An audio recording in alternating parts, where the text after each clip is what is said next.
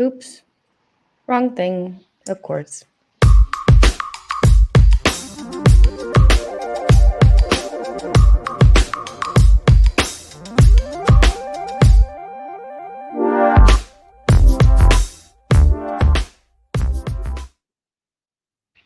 Hey guys, welcome to another Canon Club. This is Canon Club episode 2.2, season 2, episode 2.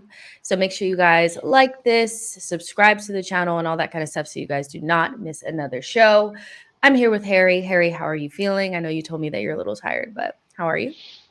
Yeah, I'm good. Apart from being a little bit tired, I'm all good. I'm all good. How are you? I'm good. I can't complain. I'm ready to get into a little bit of, actual season stuff. We've been talking a lot about transfers on the regular shows, and it's nice to actually talk about games. So Arsenal did beat Wolves 2-0 at the weekend, and so we're off to a positive start. Ooh, Oh, no, you're back. We're off to a positive start. How did you how did you feel about the game? Just overall, I know there was some ups and downs there, but overall, did you think we came out looking good? Thoughts? yeah. I mean, we both said 2-0, didn't we, on the pre-match? And I said my fear was it being a tight 2-0, which it kind of was. I thought first half we looked really good, really, really sharp. I was quite surprised at how sharp Saka was because I thought against Leon in the friendly, he looked a little bit slow or a little bit sluggish. But I thought he was sharp, had lots of efforts on goal. So, yeah, I think the game went how I thought it would go, which is score relatively early and then kind of struggle to get that second goal, and then obviously you let Wolves back into it. But overall, you just want. Oh, sorry, my cat is jumping around. Overall, you just want to start with a win, right? And you want it to be relatively convincing, which I think it was. You want to make sure that there's no injuries. You want to make sure there's no blunders. And I think out of all of the teams in the first game week, I think us, Man City, and maybe Brighton come out of it thinking, yeah, we look really, really sharp and really, really solid. So it can't be too sad. Of course, you want a big 3-4 nil win, but you have to be realistic. Wolves are a really good team. Um, so Yeah. yeah, overall I thought it was a solid 90 minutes with lots of room for improvement. Yeah, for sure. Definitely room for improvement. I think watching it initially, obviously, with the emotions, you're like, wow, like we're making mistakes. Like, what is going on? Yeah, Why did Wolves look so dominant in the second half? Then when I rewatched it, it was really just like a 10 to 15-minute period where you can tell that we had slowed down. I think there's like yeah, obvious you can make obvious assumptions about like Arsenal's maybe fitness level wasn't as high. A lot of the Wolves players didn't go to the Euros, a lot of ours did. And so we slowed down quite a bit, but it looked like we made some subs and we gained control back, and it was relatively comfortable. What did you make of Raya's save? Does that make you feel a little bit more confident that he's a better shot stopper? Because I remember that was like a big conversation last season, was that I'm not sure he's a shot stopper. I know he's good with his feet. Like that save was amazing. Did it give you yeah. more? Yeah, he can stop those shots. Yeah, a really good save. I mean, if we're being honest, on the last 18 games of the season, we were so dominant that he wasn't really called upon that much. So I think that will be the case where, he might concede a screamer every now and then simply because it's a very few shots that we concede. But yeah, that header was a great save, great reflexes. I thought he looked really, really sharp. I think the second camera from the volley at the edge of the box was a little bit for the cameras, but I mean, yeah, he looked really, really sharp, really, really solid. His average starting positions on the ball is a joke. He's practically like a third centre back, which is just ridiculous. And I think it goes under the radar how confident and how good he is on the ball. It's just ridiculous. So yeah, really good save. And I think we can be happy with Raya as our number one. And I know you're delighted that we're going to spend big on our number two as well. So it looks like we're going to have two really good goalkeepers. Happy days. I told my friend if we turn around and spend 20 plus million on a backup goalkeeper, she can just push me off of a cliff now. Like, there's just no way. Oh, But that is not what we're here to speak about. sorry.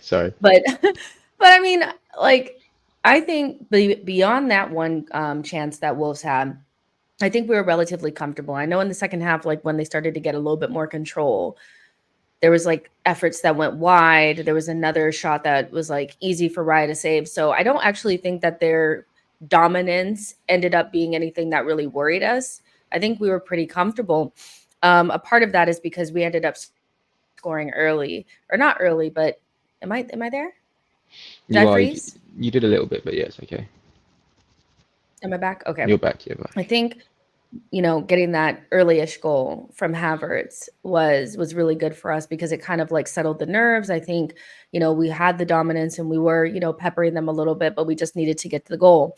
I wanted to go to, Havertz's numbers since he's been playing as a number 9 for Arsenal. He has like, I think it's like 9 goals and 8 assists or something like that. Like he's in like 14 games as a striker. It's crazy. Like, and he's overperforming his XG.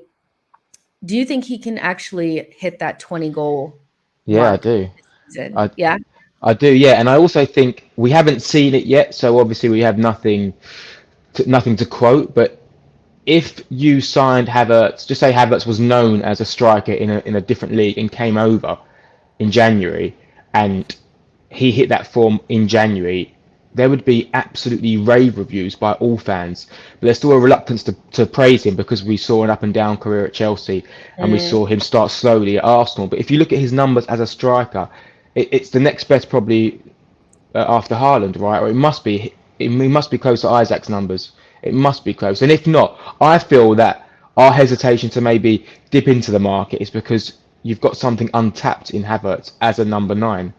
Like there was one part in the first half where he took it around the defender on the right hand side, and in fairness to the Wolves defender, he stopped Havertz from getting a shot. But he's showing like more confidence in the box. Granted, he needs to improve some of his finishes. There was a right foot shot in the second half, which was really really dodgy. But I feel like he's looking like a number 9. Like, and I don't want to. Yeah, I don't want us to cash our chips in too soon and say he's the man, but I think there's a hesitance from us to sign a forward because you don't want to block that rise for Havertz. He's looking sharp, man. That header was beastly. The celebration was like a bit aggressive, and and and I feel like that's what I want to see of him. I mentioned this last time we spoke or a few weeks back. His goal against Chelsea in the second half, after he had a poor first half last season, was like key because it showed a pace, it showed a burst. He pushed off the defender and he rifled it in. And if he can add that to his game, where it's a bit more of like, yeah, an aggressive finish and not so lackadaisical, I think you've got someone who can really like get 20 plus goals a season. I mean, he will get 20 plus Premier League goals a season this season for sure.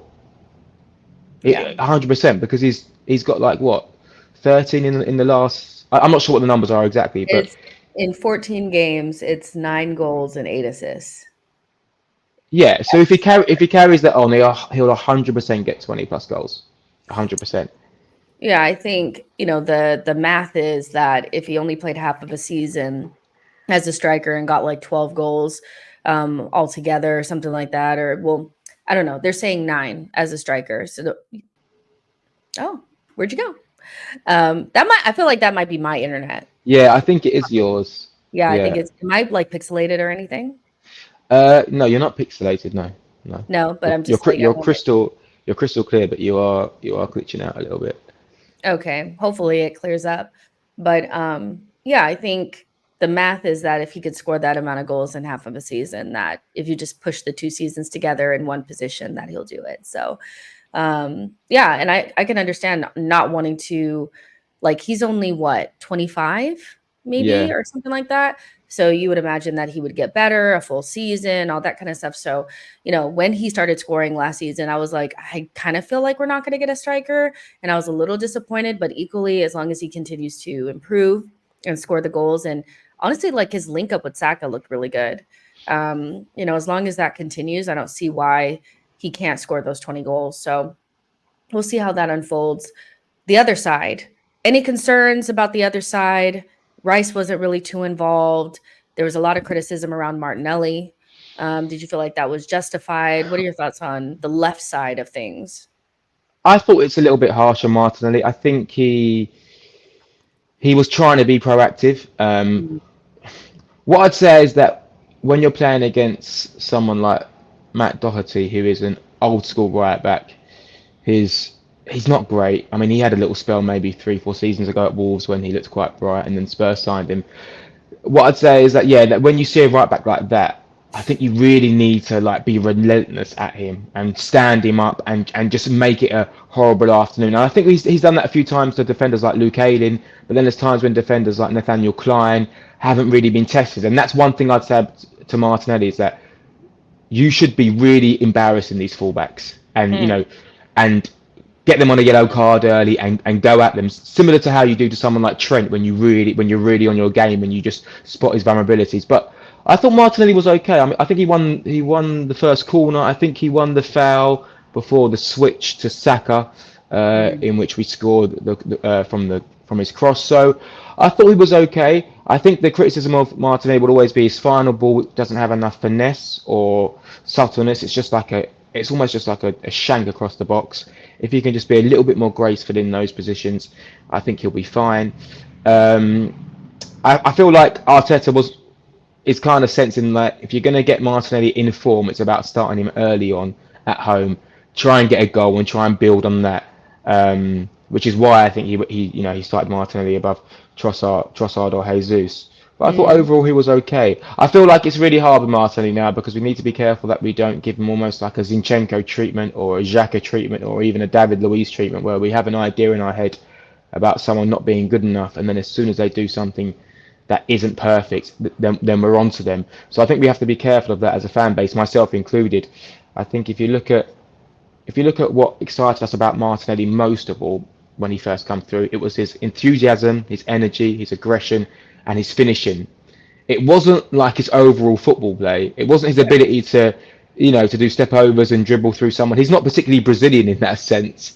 Um, Whereas when we look at Saka, Saka impressed us because of his maturity on the ball, his versatility, his ability to receive the ball in all sorts of positions. And Mhm. Saka then added goals, added assists to his game, and every year has got better. And in that sense, Martinelli hasn't.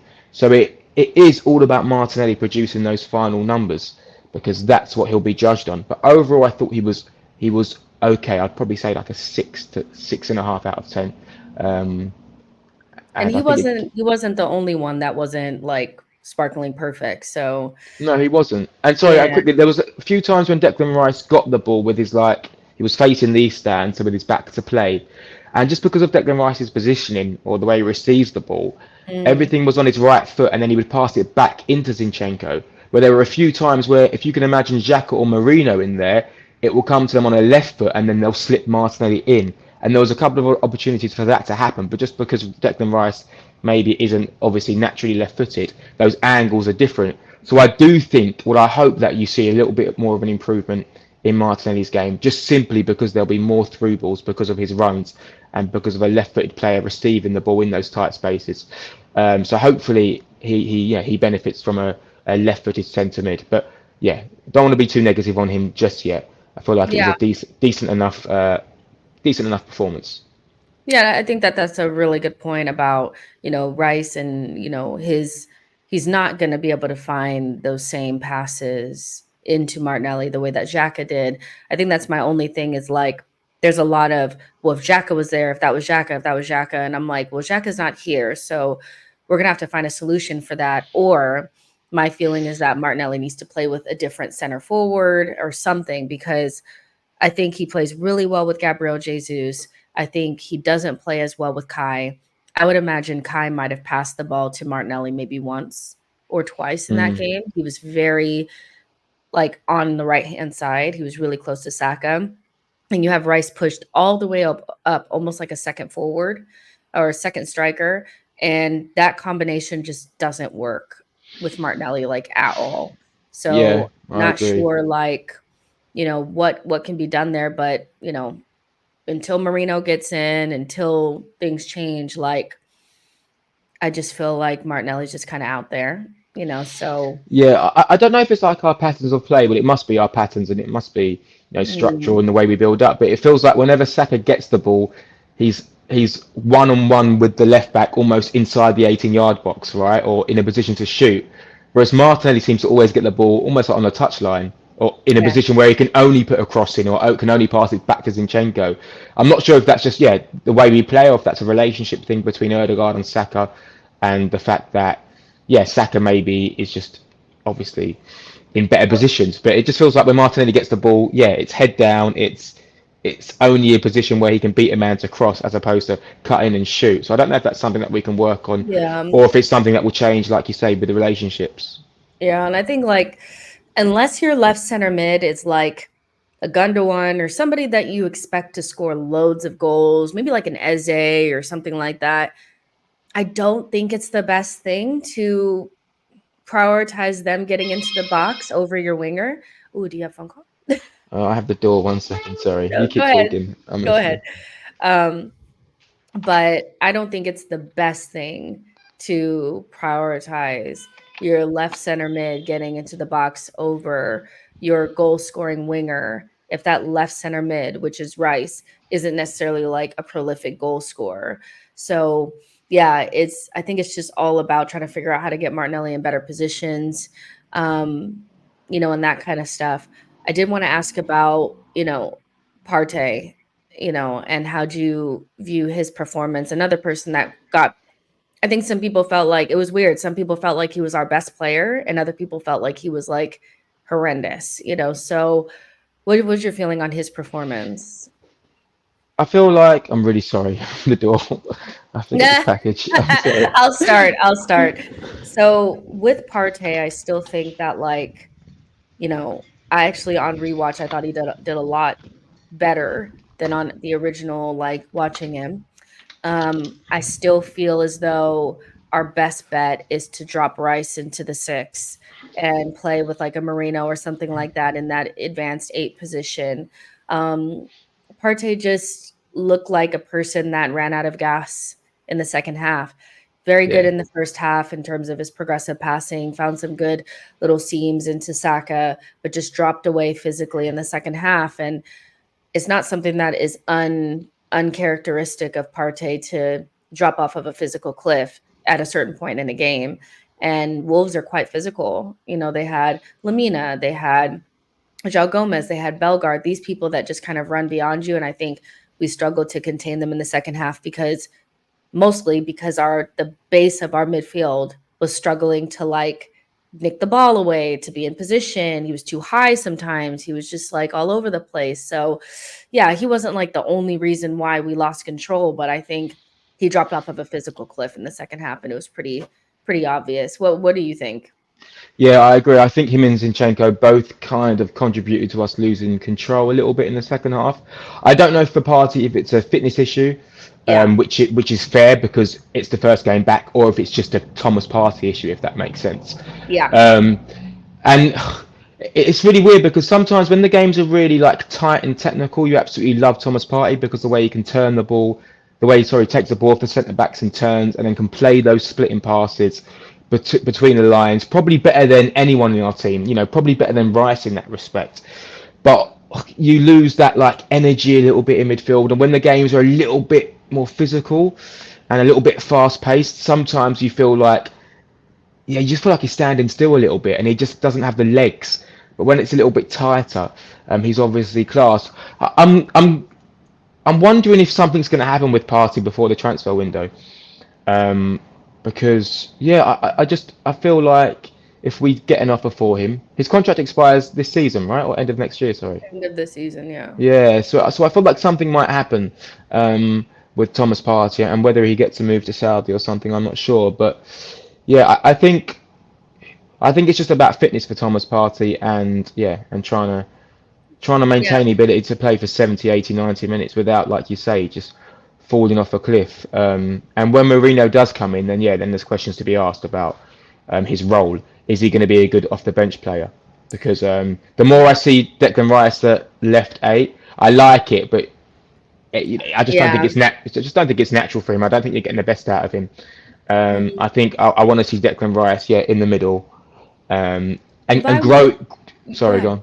Yeah, I and was growing in that role, like he's been criticised a little bit for his forward passing, and maybe not not being as proactive with the ball. So I want to see him grow in that number 6 role and become that Vieira figure where everything's built around him. It can't be easy to be playing number 6 some games and left 8 the other games.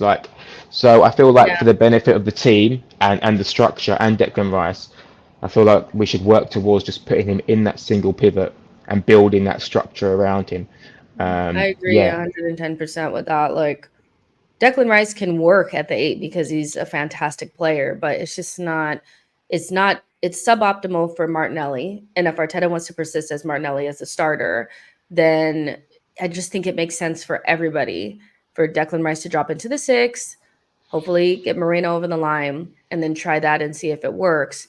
I get that people have concerns about Rice's ability to pass forward and the progressive passes, but he's never really played in midfield at Arsenal with another midfielder to the left. Like he's never had anybody that can really drop in. When he plays, it's like we try to do it with Odegaard, but then it still doesn't work because the other person is just so far away. The Mm. last time we had a really balanced midfield was Partey, Xhaka, and Odegaard. We haven't had one since. So I'm looking forward to the Marino signing just to get a balanced midfield to see what he looks like with another passer in there, somebody that has the technical ability to grab that ball either deeper or higher and pick a pass. I don't think he's ever had that luxury. I think it's always been like his, no offense to Kai, but he's just not a midfielder, and he can do a job there, but we don't I would prefer not to be doing a job at this stage. I feel like just play players in the right positions. I think Yeah, it I just also want to see Rice. Like, I want to see him become our Vieira, our same. Roy Keane, our Steven Gerrard figure. And when I Yeah. think about that, I think that's like someone centrally driving with the ball, those long range shots like the one against West Ham last season. I want to see that. And obviously, when he's on the left, it's not about that for him. It's about becoming more of a team player and linking play and relationships. And I want to see him almost be a bit more of like that individual, colossal, Yeah. gallivanting central midfielder. So yeah, selfishly, I'm just like stick him in the middle and let Same. him get the applause and the praise, and everyone goes, man, this geezer's like colossal. And I feel like that comes from building a team around him because like Declan Agree. Rice is a joke, and I don't think we've seen the best of him yet, even though he was great last season. Agreed. So yeah, the back line, I guess this like kind of leads me into the conversation around Villa, because we have Villa at the weekend, which is a much more difficult opposition than Wolves. We have Aston Villa away. I think a lot of Gooners are like, we have to get the lick back. They beat us twice. They did the double over us last season. Emory conversations are going to go crazy on the timeline again if we don't beat them. And I think the anxiety is around whether or not Arsenal or Arteta is going to go with Zinchenko or not. Timber came into the game, later on, had some good moments and some bad moments. Would you start him against Villa, or do you think you trust Zinchenko? What's going on with Calafiori? What are your thoughts on that? Yeah, I On mean, the I'd start Timber. To be honest with you, Mhm. I love Zinchenko, but I just think I'd start Timber because Bailey is strong, he's fast, he's physical, and I feel like Zinchenko's defending just isn't up to speed, especially maybe in the first or second game of the season. So yeah, I feel like it's too risky to start Zinchenko. If we're at home against Aston Villa, I'd probably say you can start Zinchenko because you'll have more of the ball, but I think we have to be a little bit respectful of Villa. There is a part of me that thinks, well, no, start Zinchenko, go there, dominate the game, and impose yourself. But we have to be realistic. Villa are a really good side, Yeah. and on the transitions, they're going to hit that space just like Liverpool did in pre-season when Salah scored. They'll look to do that again with Zinchenko. So yeah, I would start Timber. I think it's too early for Calafiore to start. I think a home debut is more suited to him. And whilst Timber, yeah, had a few weird moments on the ball, I still feel like physically he's ready. So yeah, I'd start Timber. Yeah, I think, I did like a later night stream yesterday, and someone was like, you can't just blame everything on Zinchenko for like the last time that we played against Villa. And I'm like, I was one of the people that was like, it wasn't all his fault. We had tons of chances in that first half to score a goal and we didn't. But then what happens with Zinchenko is like they adjust to him inverting to central midfield. And one of two things happens. Either they bump him off the ball because he's physically weak. Like I think Zinchenko, one of his worst qualities is that if you get close to him, you can pretty much pick the ball off of him because he's a soft touch.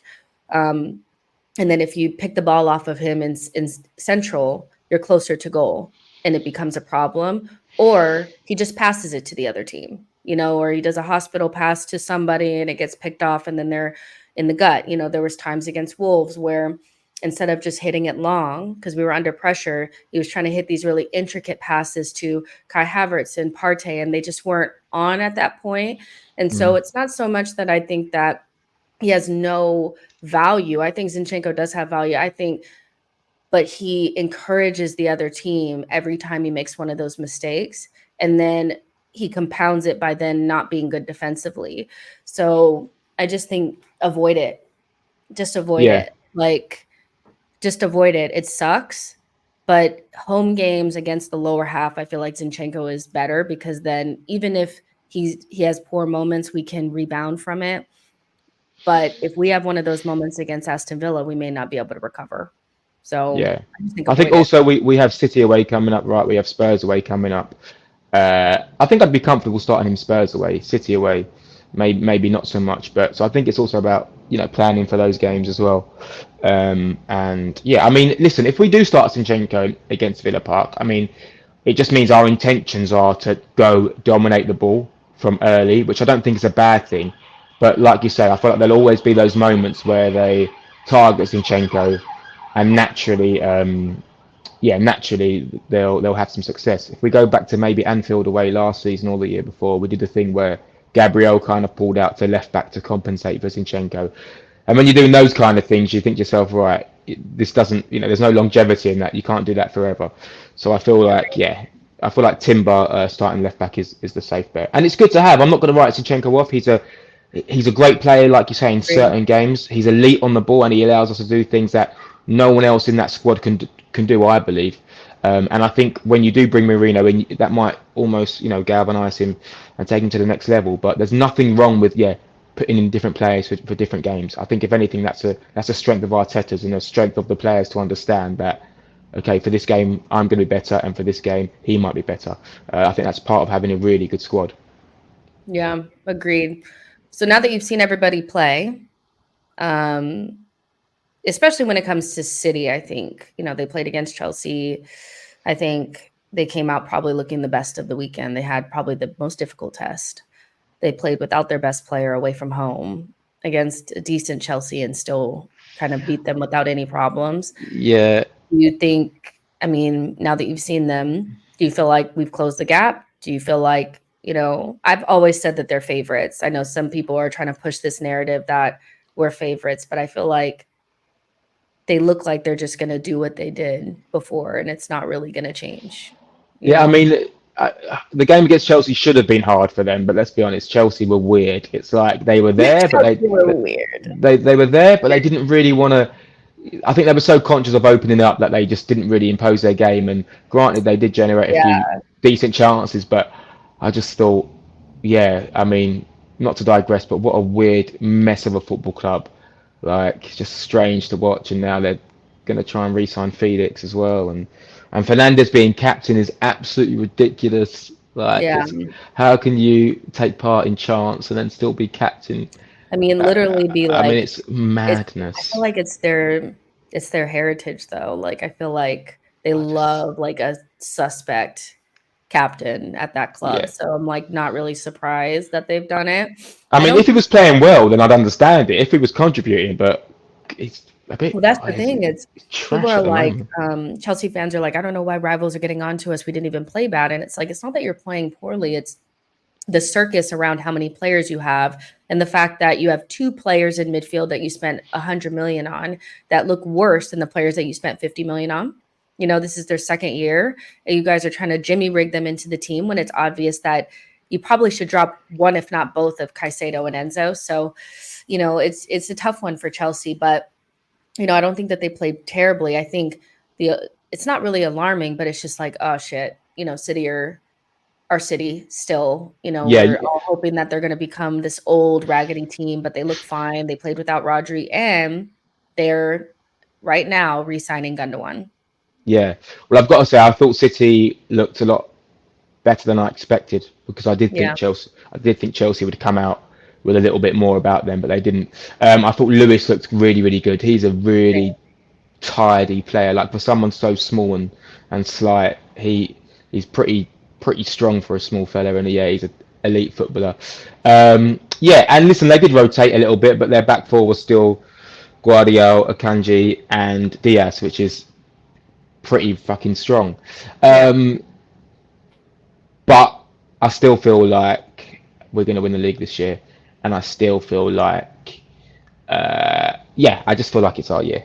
And I know City looks good. Yes, looked good on Sunday, and I know De Bruyne looks pretty like rejuvenated, and he wasn't really. It's like he wasn't really trying, but whenever he wanted to turn it on, he could just turn it on. yeah, Um, and of course, City aren't gonna suddenly become shit. But I just feel like this is the year they're gonna drop off, and yeah, and that's what I'm hoping for. I thought Liverpool looked really really good second half against Ipswich. yeah, I thought yeah. They had a they roughish looked first impressive. half, which Yeah, they made me did. feel better about our moments of like not so greatness. I was like, okay, so it's not just us. Like they did have theirs was a little bit different. They were poor in the first half, but really good in the second half. We were really good in the first half and had like a dodgy moment in the second half, but like it was still Yeah, okay. it's all So about that second goal. If you score your first goal, within the first 30 minutes, if you can get that second goal quickly, the other team goes. We saw that at the back end of last season. We were wiping teams away, and the second yeah, half we can just score one goal to make it 4 or 5 and make you 3 4 subs. That's what it is. It's all about getting that second goal, which you can kind of see the frustration from Arteta when we miss chances after yeah, that first goal because it changes the complexity of the game. And Wolves are a good team, and they're physical and they're strong, and they can do both. They can do both things. And obviously, the ref was being an absolute. I thought he was awful. Yeah, honestly, he's one of the worst in the Prem. I've seen him a few times. One of the worst in the Prem. Just doesn't understand the context of the game. Doesn't understand how footballers can be malicious but subtle at the same time. Like the hand around Havertz's neck and the bum grab from the other fella on Jesus, like things like that. They're so obvious to see if you played football or understand football, but I don't think he does. Yeah, he awful ref, really bad performance. But yeah, I feel like Liverpool are going to come second, and I feel like Man City are going to come third. That's still my prediction, and that's what I'm going to Okay. roll with. That's what I'm rolling with. I just have to roll with it now because I said Well, it. I mean, you have like predictions are no fun if you predict the same things to happen all the time, you know. So I would love for you to be right. I would love for you to be right. I hate watching City and just feel like it's business as usual. But if Arsenal could, get Marino over the line and an attacker, I do feel like I feel more like, okay, let's do this. I think because I'd said that I think we're ready to start the season, but I'm not sure if we're ready to win the league based on our transfer business. And so it's When still you a say little bit attacker, do you mean sorry? When you say attacker, you mean a wide man or a centre forward or both or anything. anything? Anything with X factor because I actually don't think that the position matters as much as the attribute. I think adding pace, adding, somebody that's tricky 1v1, adding clinical finishing, that can happen on the wings or center forward. And I think Arteta actually prefers his finishers to be on the wings anyway.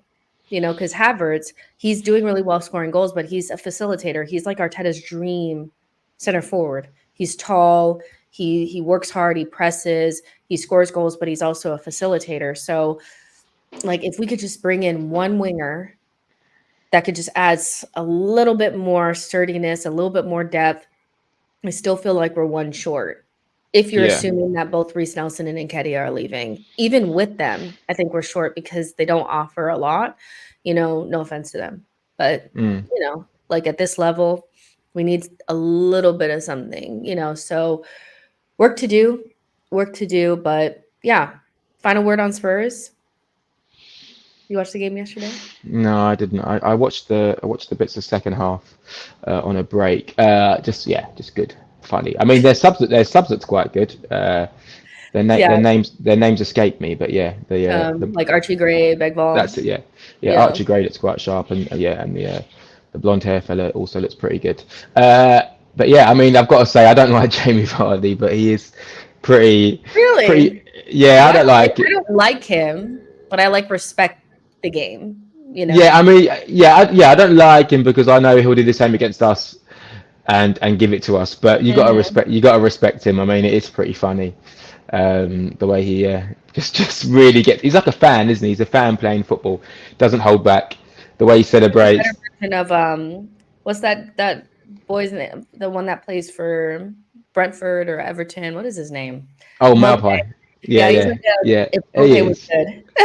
Yeah, he is. Yeah, but I thought Spurs. I mean, yeah, from what I saw second half, they looked okay sometimes on the ball. But yeah, fair play to Leicester. Good point for them. Yeah. I feel like with Spurs, I think there's a lot of teams who I can't predict about how they're going to do this season. That's Liverpool, Newcastle. Sorry, not Liverpool.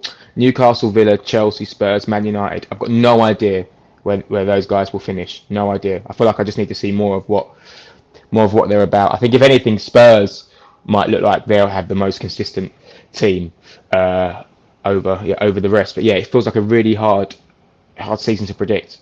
There's sometimes when I think Newcastle are going to be rejuvenated this season, and then I think no, they won't. And then Villa, big test for Villa this season, just to see how they cope with Champions League football, and if it was just a flash in the pan. But they had a good result at West Ham, so yeah, it's a massive game on the weekend. I really hope we can go there and just show what we're about because we don't want any early defeats. Like I'll be honest with you, I feel like an invincible season can happen with us fairly soon. So I want to save those So defeats for next season. what is your prediction for the weekend? Uh, Head is draw. Heart, which I'll go with. I'm gonna say 1-0. Yeah, Okay. 1-0. I feel like um, I feel like clean sheets are going to be our strength again this season. Even though Saliba had a few iffy moments on the weekend, Yeah. yeah, I feel like clean sheets is what we're going to be about.